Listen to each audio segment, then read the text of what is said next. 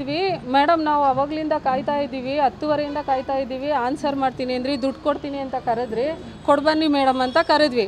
ಅಷ್ಟಕ್ಕೆ ಎಲ್ಲ ಅಲ್ಲಿ ಜನ ಎಲ್ಲ ತುಂಬಿ ಎದ್ದು ಎಲ್ಲ ಜನಗಳೇ ಎಲ್ಲ ಕೈ ಎಲ್ಲ ಕಿತ್ಕೊಂಡು ಹೋಗಿದೆ. ಫುಲ್ ಅಲ್ಲಿ ಜವಾರಿ ಗೀತಾ ಅಂತ ಇದ್ದಾಳೆ ಸರ್, ನಮ್ಮ ಸಮುದಾಯದ ಹೆಣ್ಮಗಳೇ ಅವಳು, ನಮ್ಮ ಇದ್ರೋಳೆ ಜಾತಿ ನಿಂದನೆ ಮಾಡ್ತಾ ಇದ್ದಾರೆ.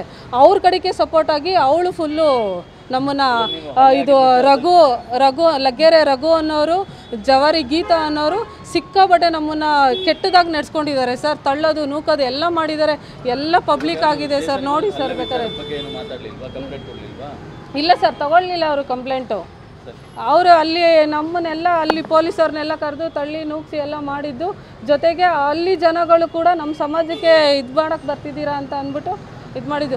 ಸಿಕ್ಕಾಬಟ್ಟೆ ಅವ್ಯಾಚ ಶಬ್ದಗಳಿಂದ ನನ್ನನ್ನು ನಿಂದಿಸಿದ್ದಾಳೆ ಸರ್.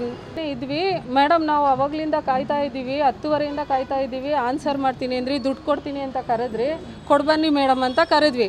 ಅಷ್ಟಕ್ಕೆ ಎಲ್ಲ ಅಲ್ಲಿ ಜನ ಎಲ್ಲ ತುಂಬಿ ಎದ್ದು ಎಲ್ಲ ಜನಗಳೇ ಎಲ್ಲ ಕೈ ಎಲ್ಲ ಕಿತ್ಕೊಂಡು ಹೋಗಿದೆ. ಫುಲ್ ಅಲ್ಲಿ ಜವಾರಿ ಗೀತಾ ಅಂತ ಇದ್ದಾಳೆ ಸರ್, ನಮ್ಮ ಸಮುದಾಯದ ಹೆಣ್ಮಗಳೇ ಅವಳು, ನಮ್ಮ ಇದ್ರೋಳೆ ಜಾತಿ ನಿಂದನೆ ಮಾಡ್ತಾ ಇದ್ದಾರೆ.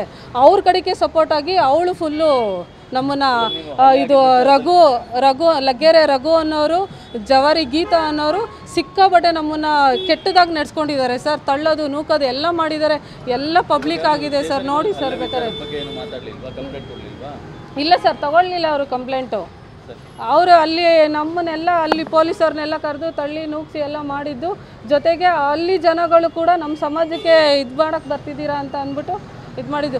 ಸಿಕ್ಕಾಬಟ್ಟೆ ಅವ್ಯಾಚ ಶಬ್ದಗಳಿಂದ ನನ್ನನ್ನು ನಿಂದಿಸಿದ್ದಾಳೆ ಸರ್.